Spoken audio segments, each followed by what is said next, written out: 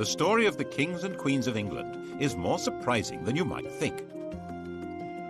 It's a fine drama, 1,000 years of tales of lust and betrayal, of heroism and cruelty, of mysteries, murders, tragedies, and triumphs. And it's also quite unlike the history of other countries' royalty. The thing about the kings and queens of England is that they're totally different from anywhere else, which probably explains why they're still in business when almost everywhere else they've either been given the chop or have stopped being regal.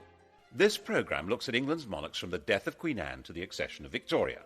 Well, Britain's monarchs, actually. And if you look at Europe at the start of this story in 1714, you'll see just what I mean. A European king is an absolute ruler. Louis XIV, Peter the Great, Philip V of Spain, Frederick William of Prussia, all men of unlimited power. It's not like that in Britain. Queen Anne has died. There are no Protestant Stuarts left. The Protestant line to the English throne now passes through James's granddaughter, Sophia, who had married a German prince with the title of Elector of Hanover, and then from her to her son George Louis, who's inherited that antiquated title. Into one quarter of the royal coat of arms pops the amazingly complicated device of a 54-year-old German princeling. And when he comes to England for his coronation, he knows perfectly well that he's not going to be anything like those other rulers. He will be almost powerless. So it really doesn't matter that he can't speak a word of English. At the opening of Parliament, King George stood in silence while his words were read by the Lord Chamberlain. The crown that had belonged to Normans, French Plantagenets, Welsh Tudors and Scottish Stuarts had now passed to the German Hanoverians. The new king's son, George Augustus, arrived from Herrenhausen to take his seat in the House of Lords as Duke of Rothesay, heir to the throne. Before leaving Germany, he proudly declared, "I have not a drop of blood in my veins which is not English."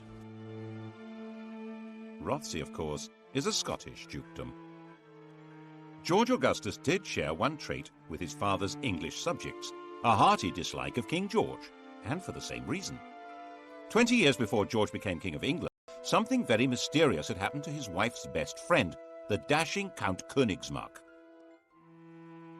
His wife, Princess Sophia Dorothea, had come to detest her husband, who spent his time either engaged in endless European wars or enjoying his various mistresses.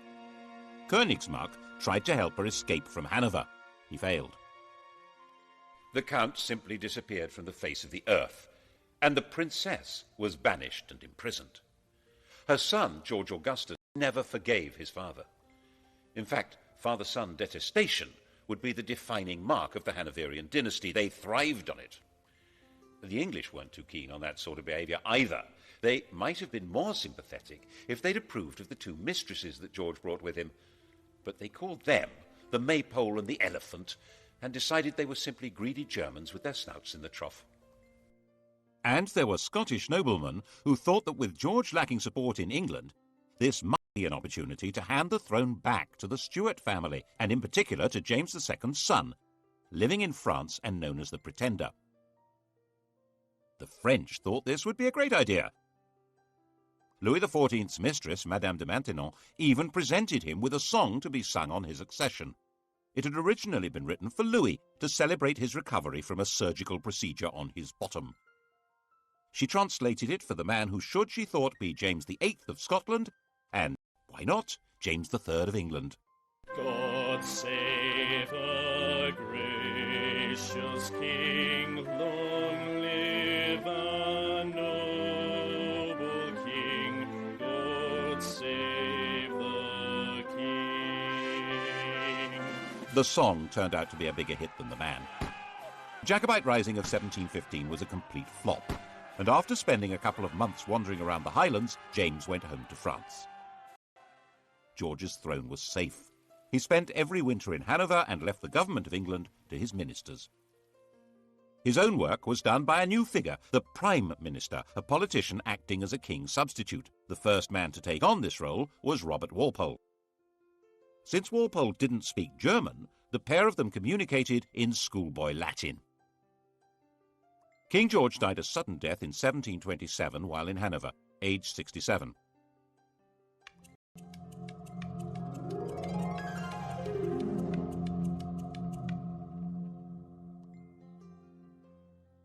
His son was living in Richmond, forbidden by the old man to take any part in court life or even to see his own children. When Walpole came with the news of his father's death, George II appears to have regarded it as a wind-up.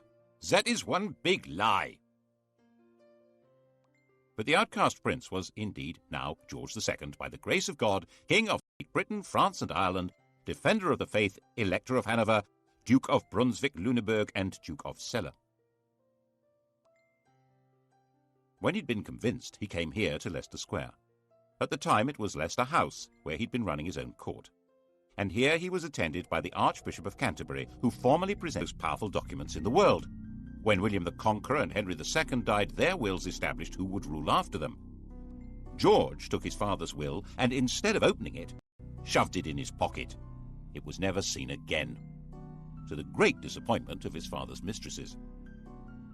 George II's wife, Queen Caroline, had very firm ideas on what should happen next, and her husband was quite obedient. The result was that everyone who'd been hoping for their own promotion in a changed government was disappointed. Walpole remained Prime Minister. He'd promised her that she would get a personal grant of £100,000 a year, double the offer his opposition came up with, and very little actually changed at all. That included the traditional hostility between anyone called King George and his son. The son in question was now, of course, the son of George II, Prince Frederick. According to Queen Caroline, he was the greatest ass, the greatest liar, the greatest canaille, and the greatest beast in the whole world, and we heartily wish he was out of it. She would have said it in German. George agreed with the Queen and refused to allow Frederick to marry Princess Wilhelmina of Prussia on the entirely sensible grounds that I did not think that engrafting my half-witted coxcomb upon a mad woman would improve the breed. Prince Frederick's view of his father was, by contrast, quite balanced and objective. He's an obstinate, self-indulgent, miserly martinet with an insatiable sexual appetite. Obstinate? Yes. Self-indulgent? A fair point. Miserly? Well, he had slashed Frederick's allowance to make him less of a social rival. Martinet? Well, certainly a man of relentless and determined regular routine. And the sexual appetite? We assumed that as his right. For instance, he began seriously lusting after the beautiful young wife of the Count of Volmoden when he met her in Hanover in 1735, and he told the Queen that, "You must love the Volmoden, for she loves me." The popular view of the king was that he was a randy buffoon. He seems to have been flattered by the jokes about his sexual efforts. As his father had once done, Frederick ran his own alternative court, which was far more popular than the king's. King George II didn't like that. Mein Gott, popularity always makes me sick, but this makes me vomit. The pair of them even patronized rival operatic outfits. The king and his entourage went to see Handel at the Haymarket. Handel had written George's coronation anthems. His music was grand and glorious, altogether suitable for magnifying the greatness of a self-important royal personage.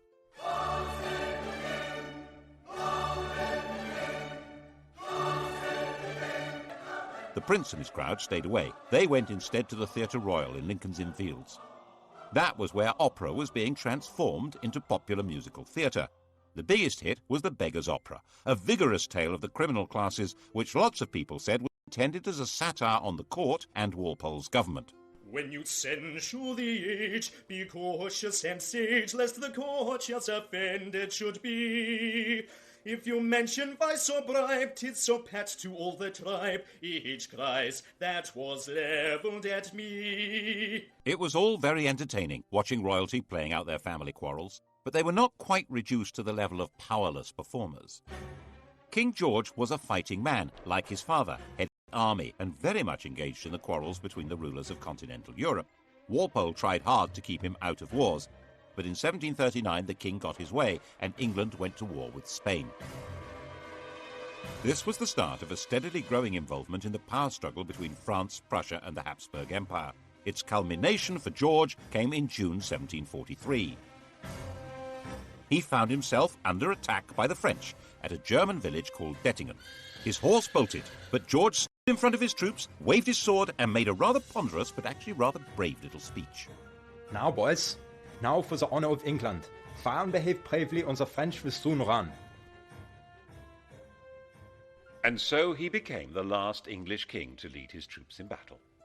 It was a fierce fight, and George emerged a bit of a hero. But he didn't rule the country. Governments and ministers came and went not because he wanted them, but because Parliament wanted them. In fact, George called himself a prisoner on the throne. In 1745, he played no part in the battles of Prestonpans or Culloden, which were far more important to the throne than the Battle of Dettingen. After all, they were battles for the throne itself. The cause of King James Stuart, the king who'd fled from William of Orange in 1688, had never been forgotten by the Scottish Highlanders. Its supporters of a Roman Catholic monarchy, were called Jacobites, the Latin for James being Jacobus. James's son, the Pretender, had tried and failed to take the throne in 1715, and now, 30 years on, he was known as the Old Pretender. His son Charles, born in Rome, was the Young Pretender. Bonnie Prince Charlie to his supporters, Charles Casimir was 25 years old, pale, thin, romantic and brave. And he decided that George was so unpopular it would be a doddle to take over. He turned up at his own expense in the Hebrides and summoned the Scottish clans. Most of them responded, but out of a combination of loyalty and desperation rather than conviction. Enthusiastically welcomed into Edinburgh and roundly defeated the government army at Prestonpans. The news created a passion of patriotism when it reached London. The city might have lampooned the court and sneered at it, but this was different. That evening the king was visiting the theatre, the King's Theatre, Drury Lane, and the orchestra struck up a tune which they'd just got hold of. God save a gracious king, long live a noble king, God save the king. The audience loved it. None of them knew that it had been the Old Pretender's music, or the King of France's. The song had changed sides and became the national anthem. Actually, it became everybody's anthem at one time or another. Frenchmen, Germans, Russians, Swiss, Liechtensteiners, Swedes, Danes and Americans have all swelled with patriotic pride to exactly the same tune. But when God Save the King became London's big hit, it was because no one could see how the king would be saved any other way. Marshal Wade, the best officer in the government army, said that Scotland was lost and England would fall prey to the first comer. Lord, grant that Marshal Wade may by thy mighty aid victory bring. May he sedition hush, and like a torrent rush, rebellious Scots to crush. God save the King. The rebels took Manchester, then Derby. London trembled, but not as much as the clansmen. They'd marched expecting England to rise in their support and the French to invade. Instead, they had no support at all. Most fundamentally, they realized that the English would never accept a Roman Catholic king. They'd outflanked a large English army, but it was now on their tail, and another was coming up from London. So back they went, and the clansmen were finally slaughtered in their thousands at Culloden in April 1746. Charles hid out for months in the Scottish Islands, hunted through the mountains by troops and with a price on his head, but protected by tribal loyalties until he finally escaped back to France. And the clan culture of the Highlands was systematically and ruthlessly extirpated. Clans were dispersed, their leaders imprisoned or executed, plaid and weaponry and bagpipes were banned. The would-be Charles III made a bizarre secret return to England in 1750, where he converted to Protestantism and expected this would encourage his supporters to have more hope. They were more impressed by his degree of attachment to the bottle, not so much the king over. George also found his other great enemy removed. His son Frederick died in 1751. He'd been hit hard in the stomach by a tennis ball, and the resulting abdominal ulcer burst and killed him. The new heir to the throne was a 12-year-old child, Frederick's son, George. But the great problems of the kingdom were outside the king's grasp. His country was now a great imperial trading power, with huge involvements in India, the East Indies, North America, and the Mediterranean. So was France. At the same time, continental Europe was constantly boiling over into war, and Hanover was in the middle of that. In 1756, the great powers finally locked horns in a do-or-die struggle that would girdle the whole world. This would become the 7 Years' War. It was truly the First World War. Britain fought in the name of its king, but that king now neither directed policy nor took part in the battles. A new world. In fact, affairs were so far out of the king's control that when he dismissed ministers he didn't like, they came right back again. So far as the English were concerned, this was just how things ought to be. Englishmen were entitled to liberty. The despots were on the other side, Catholic France and Austria.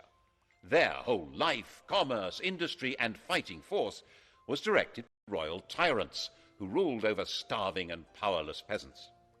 And on the other side, Protestant Britain, whose commerce was run by men of business, whose industry was directed by free tradesmen, whose army and navy were run by heroes and manned by proud free men, and whose court was the centre of society, not of autocratic power.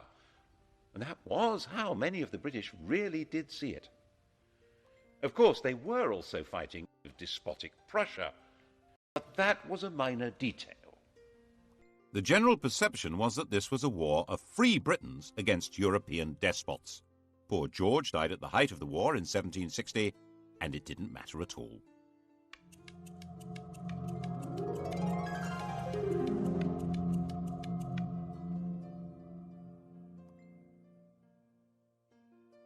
His grandson, now George III, was 22 years old. He had been brought up by his mother, a German princess, in her imitation of the very deferential court of Hanover. He learned the European idea of what a king should be, an enlightened despot whose power was absolute and was to be used for the benefit of mankind. This was, of course, very far from the English notion of kingship, in which the king was the leading figure in society, but whose power was entirely controlled by Parliament. He immediately set to work as a bossy, quick-speaking man. He read widely. He was fascinated by machinery and agriculture. He was a man delighted by the agricultural and industrial revolutions, and he was determined to restore the crown to what he saw as its proper position, a position abandoned, in his view, by Georges I and II. Unlike them, he'd been born in England and spoke good English, even if his grasp of grammar was ropey, and he had no old or young pretender to challenge him. At the opening of his first parliament, he declared, "Born and educated in this country, I glory in the name of Britain." Parliament was controlled by one party, the Whigs, effectively an oligarchy of rich men who ran the country by a system of bribery, patronage, and nepotism. George felt that it was his job to improve matters. And so began the most catastrophic reign since James II. If it hadn't been for George III's attempt to turn back the clock, the inhabitants of New York might still be using British passports, and the inhabitants of Los Angeles and Miami, Spanish ones. Now there's a thought. To break the power of the Whigs, he set about creating what was almost his own political party, a group of MPs known as the King's Friends. He took back the power of distributing positions and favours from the government and did it himself, so he soon built up a collection of political dependents. His first objective was to bring an end to the war.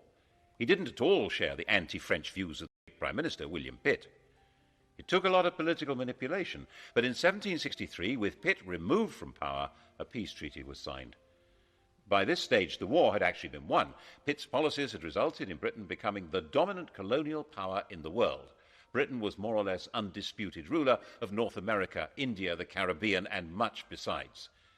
And George took the credit, the glory, and tried to take control. At the end of the 7 Years' War in 1763, the King of England ruled over more of the world than any man since Genghis Khan, an empire about 5 times larger than Rome. Of course, he wasn't in the position of an Asiatic tyrant, or even your common or garden European despot. His control would have to be through Parliament. His power was limited to choosing ministers, and even that wouldn't work if Parliament and the country wouldn't stomach them, as George kept finding out. His solution was to do all he could to increase his own influence in Parliament, in effect get stuck right into political intrigues. Since it was illegal to report parliamentary debates, people became very suspicious of what was going on. He spent huge sums on trying to influence elections and would even personally go out canvassing. On one occasion, for instance, bustling into a draper's shop, saying, "The Queen wants a gown," announcing who to vote for, and rushing out again. When things went wrong. When Parliament rejected a bill that would have helped the Spitalfields weavers, the weavers marched off to find the king at Wimbledon. Shades of the Peasants' Revolt. George listened to their complaints and persuaded them to go back home. But when they realized he wasn't going to help, they rioted, and he personally ordered out the troops. He said he would put himself at the head of the army or do anything else to save his country. He also had a hand in creating the notorious Stamp Act of 1765, which tried to make the English colonists in America pay a tax on paper. This was the moment at which the whole language of politics began to change. One Virginia colonist declared, "Caesar had his Brutus, Charles I his Cromwell. May George III profit from their example." The Cromwellian revolution of the previous century had certainly been driven by the connection between taxation and liberty. The issue now was that the 13 English colonies in America had their own governments, run by their own local oligarchies, and raising their own taxes. The idea that they could be taxed by the oligarchy in London, headed by the king, was totally outrageous. They would have no way to influence what was done or what they had to pay. Colonists who supported the government were threatened by their compatriots. Some were tarred and feathered.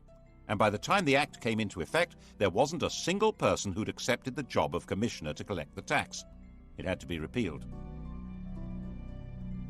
There was similar alarm in England, as in his attempt to control Parliament, George arrested his leading critic there, John Wilkes. Mobs rioted in the name of Wilkes and liberty and threatened the king. Wilkes was released, and it was established that there was a legal right to report and criticise what happened in Parliament. But by 1770, he had created the political system he wanted. The political parties had collapsed, and he had a docile chief minister, Lord North, with a parliamentary majority through whom he could run things the way he thought they should be. George liked running things. Popularly known as Farmer George, he took a very close interest in modern farming methods, developing animal breeds and new crops. These were the same modern farming methods which, by enclosing common lands and creating large self-contained farms, were breaking up village communities all over England and creating a new class of half-starved, landless wage labourers. Bad harvests didn't help, nor did a collapse in trade.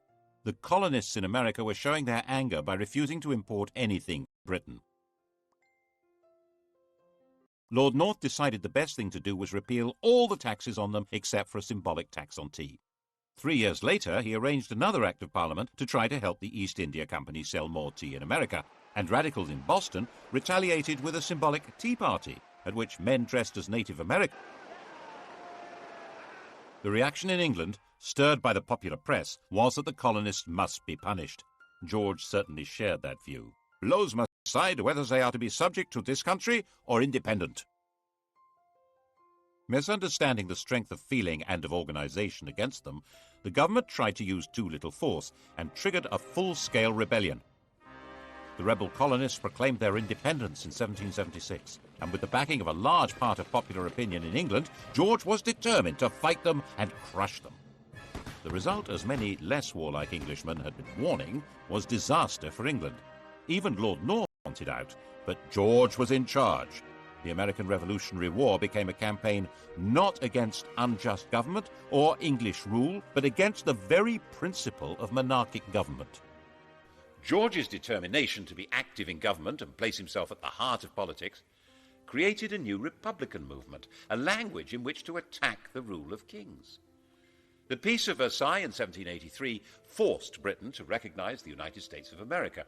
6 years later, our host at Versailles, Louis XVI of France, was himself called on by a revolutionary crowd who carried him off and set up their own republic. The process of destroying monarchy was underway. Did George understand what he'd done? He certainly fretted about the American disaster, and perhaps it was his own sense of failure that made him display signs of mental disturbance in 1788, talking incessantly and behaving oddly. His doctor thought making him bleed would help. When that failed, the Prince of Wales took over the treatment. The Prince of Wales was 26 years old, a dashing if rather fat man about town, and in the grand tradition of their Hanoverian ancestors, King George and his son hated each other. The prince lived in the house bought for his mother, the Duke of Buckingham's magnificent home near St James's Park. It was still called Buckingham House. He liked it so much he eventually built a rather dull palace for it.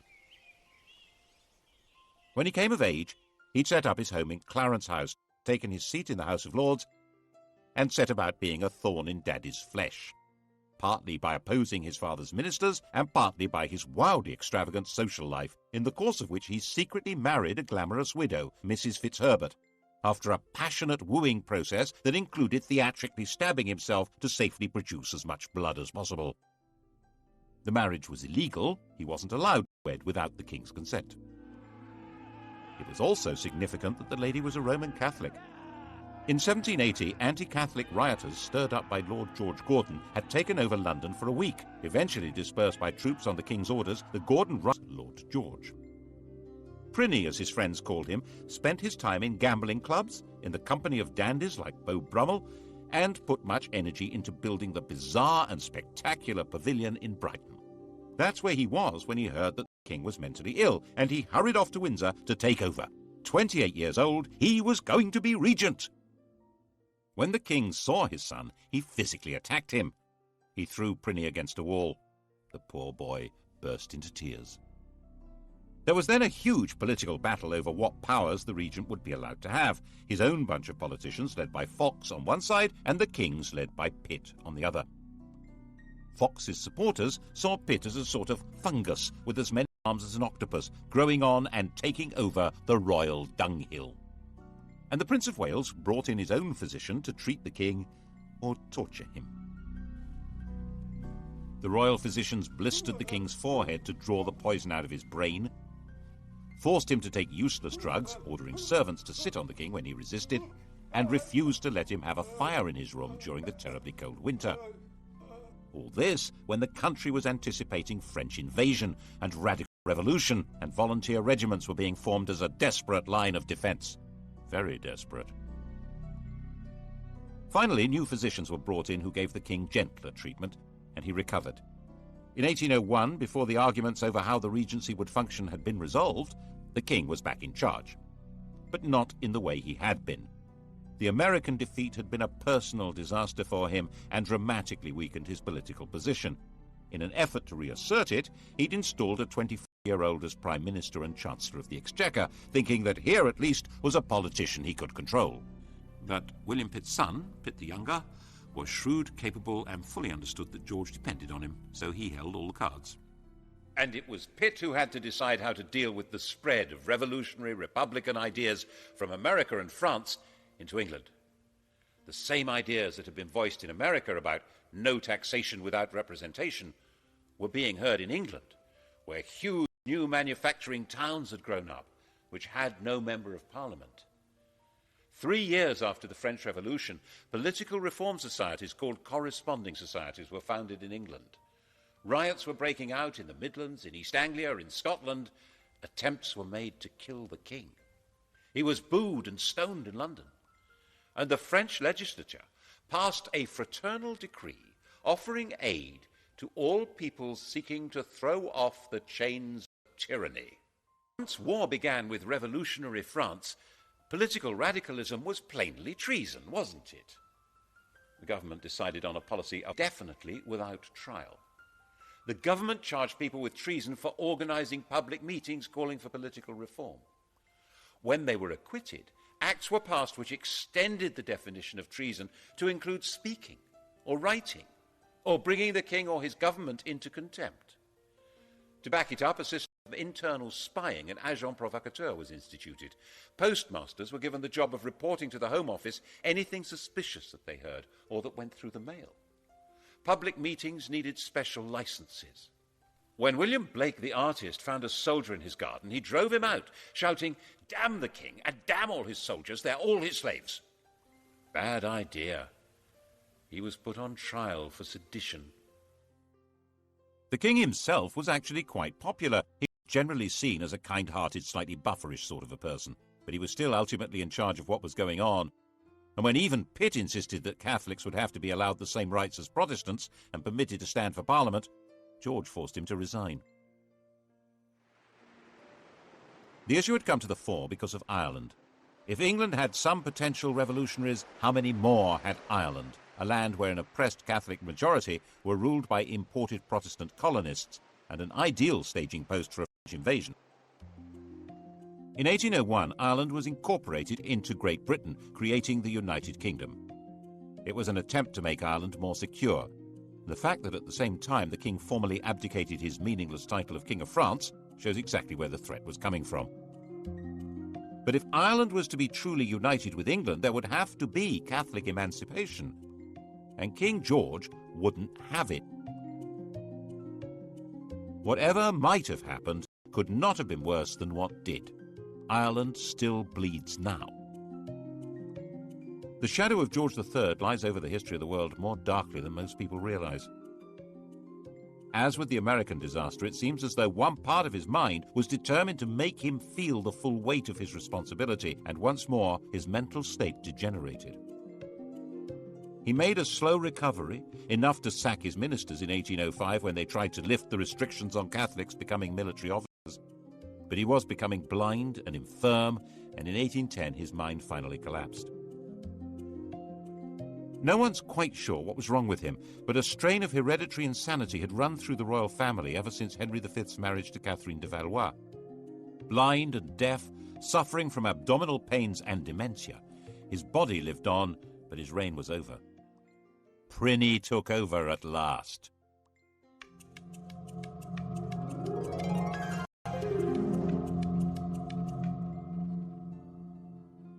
The European monarchy had been transformed. The enlightened despots had fallen. Napoleon's empire had swallowed them up, replacing them with dictators from his own family or under his control. Even Hanover had been overwhelmed. The Tsar still survived, but Napoleon was about to invade Russia. Britain stood virtually alone. And in Britain, the ancient principle of the royal prerogative was now in the fat, clammy hands of a gambling, massively indebted, roly-poly dandy with a passion for show and splendor. But the military genius of Wellington and Nelson didn't need a king to guide it. So under his uninspiring, even ridiculous leadership, Napoleon was defeated and the decrowned heads of Europe were brushed down and put back on their thrones. Why, the ruler of the United Kingdom even became King of Hanover. Prinny had been against everything his father stood for. But now he was in power, he suddenly adopted all his father's political principles, especially his determined opposition to letting Catholics have civil rights and to any reform of Parliament.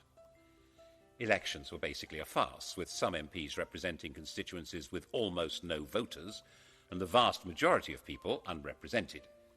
The king thought this was fine. Lots of other people didn't. And this became a desperate issue in the years after the Napoleonic War.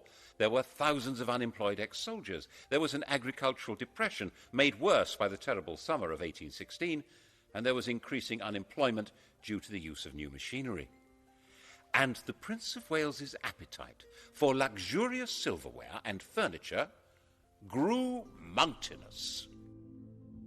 Graffiti appeared saying death or the regent's head. At the end of 1816, there was a full-scale riot in London aimed at setting up a radical government. The next month, the Prince Regent's carriage was mobbed on his way to open Parliament. The grim apparatus of repression was revived. The death penalty was restored for unlicensed public meetings. Printers of seditious material were to be seized. There was plenty of seditious material. The Prince Regent was a laughingstock. The flood of caricatures and satires was unstoppable. Extravagance was spectacular. A few years earlier, the government had agreed to clear his huge debts on condition that he made a legal marriage. The victim selected was his cousin Caroline of Brunswick, a charming, friendly and unassuming young lady who was also a bit of an exhibitionist. He spent the wedding night drunk. After 9 months to the day, Caroline gave birth to a daughter, but by then her husband had long abandoned her. He devoted himself to the pursuit of motherly mistresses and treated Caroline with a and the Brighton Pavilion made that declaration loud and clear. George III finally died in 1820, having notionally reigned for 60 years, the longest reign until Victoria. And he was 81, the longest life of any British ruler so far.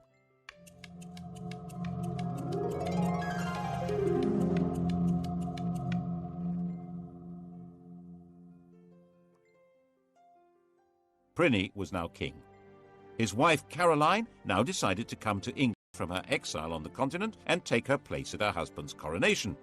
An immediate attempt was made to pass an Act of Parliament divorcing the royal couple, but it was dangerously unpopular and had to be abandoned.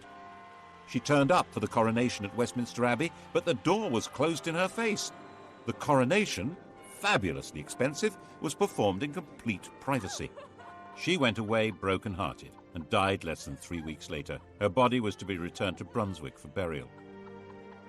The king, nervous of a riot, insisted that the coffin should not be transported through the city of London, but it was seized by Londoners, who staged their own funeral procession with it and were gunned down by the house guards at Hyde Park Corner. Afraid of being attacked and afraid of being laughed at because of his great swollen body, from 1823 King George IV avoided being seen in public. He even built a tunnel to allow him to get from his rooms in Brighton Pavilion to the riding school in private. And of course it was said ever since that it connected to his mistress's house.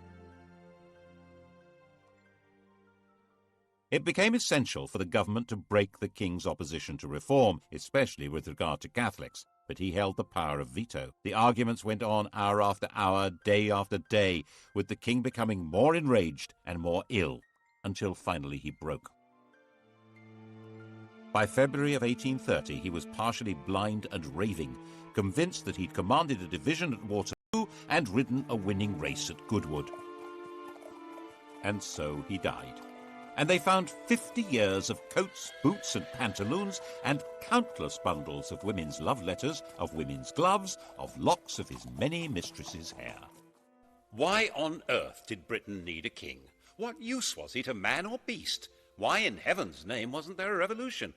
The truth is, no one knows.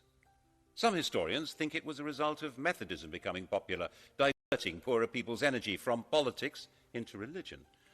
Some think it was patriotism in the age of empire, that king and country was a slogan that helped people pull together against Napoleon.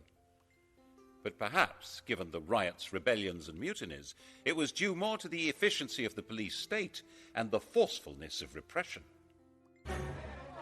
And lurking at the back of people's minds was the distant memories, echoed and made more terrible by the vision of the guillotine in France. Always keep a hold of nurse, for fear of finding something worse. Despite George's enthusiastic sexual enterprise, he had only produced one legitimate child, and she died in childbirth. The heir to the throne was his brother William, who was 54.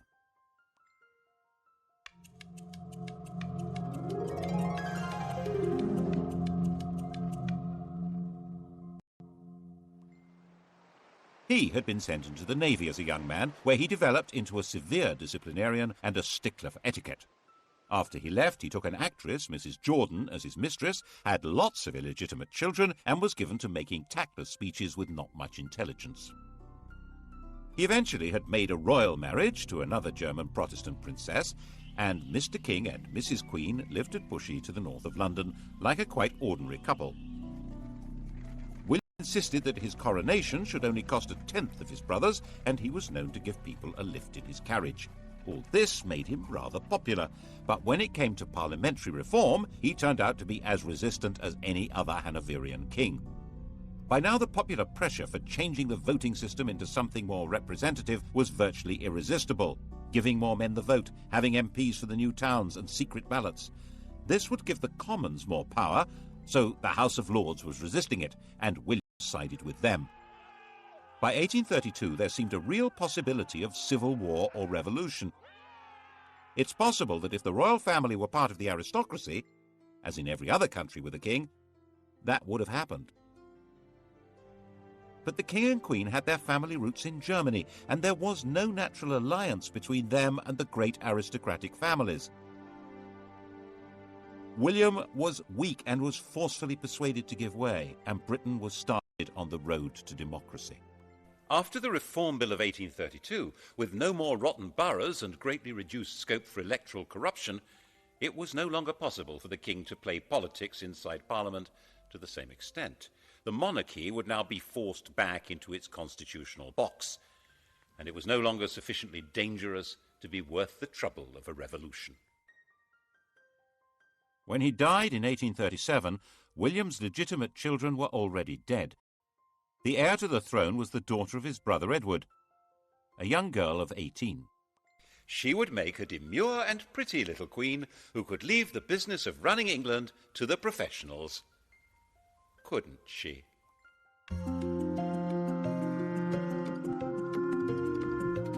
Sky Digital Viewers press red on UK TV.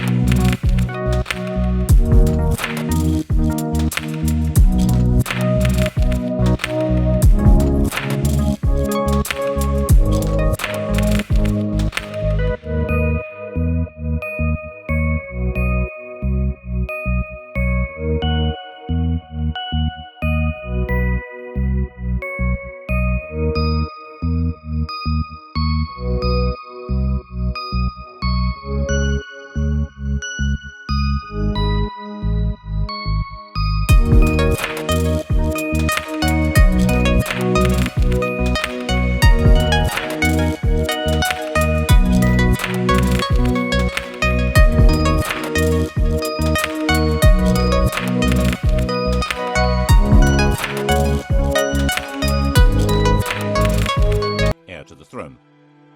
Before leaving Germany, he proudly declared, I have not a drop of blood in my veins which is not English. Rothesay, of course, is a Scottish dukedom. George Augustus did share one trait with his father's English subjects, a hearty dislike of King George, and for the same reason. 20 years before George became King of England, something very mysterious had happened to his wife's best friend, the dashing Count Königsmarck.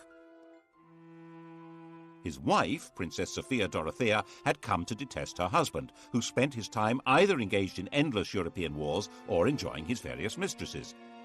Königsmarck tried to help her escape from Hanover. He failed. The Count simply disappeared from the face of the earth, and the princess was banished and imprisoned. Her son, George Augustus, never forgave his father. In fact, father-son detestation would be the defining mark of the Hanoverian dynasty. They